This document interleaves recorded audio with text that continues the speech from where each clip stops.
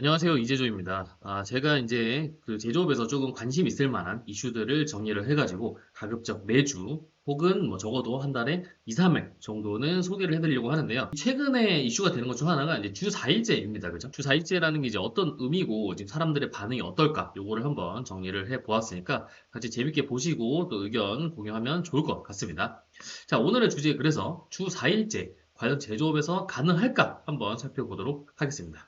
자, 이제 이게 주 4일제가 이제 왜 떴느냐라고 했을 때, 원래 이제 주 4일제 개념은 뭐 누구나 다 알고 있죠. 일주일에 4일 일한다라고 하는 건데, 이제 인공지능과 신기술의 어떤 생산성 향상이 근로시간 단축으로 이어져야 된다라는 주제입니다. 실제로 이제 아이슬란드 같은 경우 2020년부터 이제 산업 전체로 주 4일제를 확대를 했는데, 무려 50% 이상의 근로자가 참여 중이라고 해요.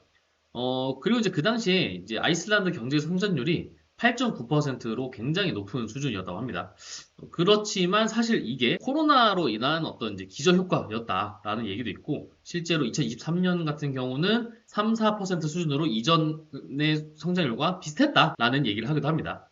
근데 이제 사실은 뭐 우리가 주 4일제를 했는데 경제 성장률이 사실 비슷했다. 그렇다면은 성공적인 거 아니냐? 뭐 이런 얘기를 할 수도 있겠죠. 우리나라 그럼 이제 현황을 좀 보겠습니다. 일단 이제 그 유튜브에 이제 COAD라고 이제 코드 치시면은 어떤 제조업체가 나오는데 최근에 떴거든요. 그러니까 여기가 그 주 4일제를 도입을 했다고 해요. 그래서 이제 그 가장 바쁜 매달 빼고 주 4일제를 실시를 했다고 합니다. 이거 사실 이제 굉장히 융통성 있는 결정이고 이제 놀랍게도 20%하고 매출이 20%, 생산성이 20%나 증가를 했다고 해요. 이게 참 그 어떻게 가능했을까 저도 좀 이제 궁금해졌습니다. 그래서 이제 보면 어떻게 하냐고 했을 때 이제 이게 여러 가지 오류 사항들이 있었는데 뭐 예를 들면 이제 영업사원이 뭐 이런 내용들을 모두 실측을 하고 기록하는 과정에서 오류가 생기는데 뭐 이런 것들을 다 디지털로 관리를 했다. 디지털을 잘 관리를 했다. 뭐 제가 맨날 주장하는 우리가 이제 솔루션을 써야 되는 이유 뭐 이런 것들을 얘기를 하신 거고 그리고 어떤 내용들을 이제 실시간으로 공유를 해야 된다. 이런 것들도 이제 DX를 했다라는 거죠. 근데 이제 사실 뭐 직원들이 아날로그적인 방식으로 일하던 거를 이제 뭐 아이패드나 이런 디지털 장비 기반으로 일을 하려고 하니까 쉽지 않았다. 근데 효과가 났었다. 뭐 이렇게 좀 얘기를 하고요. 그리고 이제 인터뷰 영상을 보면은 이제 그 어느 정도 직원을 이제 10% 정도 이제 추가 고용을 하는 부분이 있었고, 그리고 스마트 팩토리 등으로 해결을 했다라는 얘기를 하십니다. 제가 근데 이거를 보고 좀 찾아보니까 이 주 4일제 하는 업체가 또 있더라고요. 예를 들면 이제 뉴 라이즌이라는 제조업체가 있는데 여기 이제 설립 초기부터 주 4일제를 했대요. 근데 지금 여기가 이제 우수 중소기업으로도 뽑히고 꽤 잘하고 있다고 합니다. 그래서 뭐 연매출도 3년 전 대비 약 80% 증가했다. 라고 해서 이제 코드라든지 뭐 뉴라이즌이라든지 이런 이제 주 4일제로 잘하고 있는 업체들을 뭐 이런 이제 주 4일제가 의미가 있다라는 예를 드는데 사용하고 있습니다. 근데 이제 뭐 주 4일제를 정말 우리가 할 수 있냐? 이런 이제 좀 의문사항도 있어요. 대표적인 그 의견이 몇 개 있는데 아니 중국은 886, 966 하는데 이거 뭔지 잘 모르시는 분도 있을 테니까 설명드리겠습니다. 우리나라는 괜찮냐? 그리고 이제 우리 주 4일제 할 거야? 그러면 고용 유연화해야 돼. 그러면 일 못하면 우리 마음대로 자를 수 있어야 돼. 그리고 제조업이 어려워가지고 어차피 뭐 말만 직원이지 실제로는 직원처럼 하지 않고 외주하듯이 우리 회사에서 일하지만 소사장제로 외주 용역으로 일을 하는 경우가 굉장히 많아. 어차피 의미가 없어. 뭐 이런 여러 가지 의견들이 있습니다. 자, 중국이 이제 중국 제조업의 어떤 기술이 굉장히 높아지고 사실은 가격도 싸서 많은 이제 공장 사장님들이 어려움을 겪고 있죠. 실제 제가 가보면 되게 걱정 많이 하십니다. 그러면 이제 996이 뭐냐? 이 굉장히 빡센데 이거 제가 이제 저희 윗 선배들을 사실 제가 존경하는 엄청 큰 이유 중 하나가 이 주 6일 근무거든요. 주 6일 근무. 물론 저는 이제 대표니까 사실 거의 주 7일 근무를 합니다만 제 회사 다닐 때 주 6일 근무 어떻게 했지 이런 생각 많이 했습니다. 9시 출근, 9시 퇴근 주 6일 근무가 이제 996이고 886은 이제 더 8시 출근, 이제 8시 퇴근 주 6일 근무입니다. 어쨌든 6일 근무를 해야 된다. 그리고 중국이 인건비도 싸죠. 그래서 굉장히 이제 그 빡셉니다. 근데 제가 요거를 하나 근데 좀 의견 드리자면 우리가 이제 결국은 그 중국에서 이기려면 이 인건비 싸움을 가면은 안 되는 것 같아요. 예, 최대한 회사를 좀 시스템화 해야 된다. 이렇게 좀 생각은 들고 있고 또 반대 하나가 아니 그래 알겠어. 근데 근무 시간 줄었어?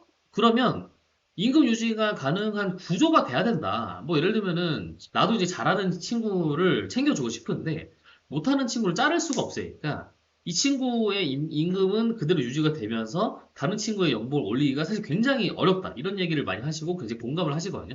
그러니까 우리가 이 정말 이제 성과 중심 보장제 뭐 이런 게 되려면 이 고용 유연화가 돼야 된다. 그러니까 못하는 사람은 자를 수 있어야 된다. 이런 얘기를 이제 하시는 거죠. 그 외적으로 우리가 근로시간 단축과 생산량 유지하기 위해서 이 작업의 어떤 매뉴얼화 같은 경우도 시스템적으로 꼭 필요하다. 뭐 이런 얘기를 이제 하게 됩니다. 그리고 이제 이 지금 그 앞에 얘기는 결국 이제 다 이론적인 거고, 뭐 우리가 이제 중국이 싸게 많이 일을 하는 거 모르냐. 그리고 내부적으로 뭐 고용 유연화 해야 되고 시스템화 해야 되는 거 모르냐.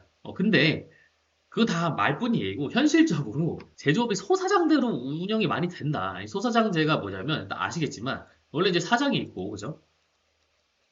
이렇게 이제 그 밑에 그 직원들 있잖아요. 직원들이 있는데 월급을 주는데 월급을 주기가 힘든 거예요. 내가 이제 월급을 줄 수 있을까 말까 이걸 이제 고민을 많이 하시는 거죠. 그런 경우에 너도 사장이야.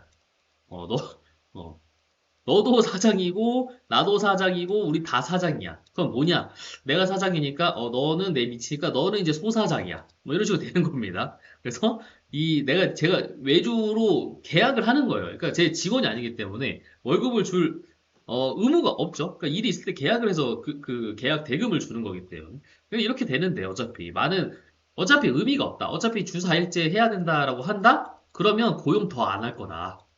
고용 더 안 하고 소사장제 이런 게 더 커질 거다. 뭐 이렇게 좀 부정적인 얘기를 하는 분도 많이 있습니다.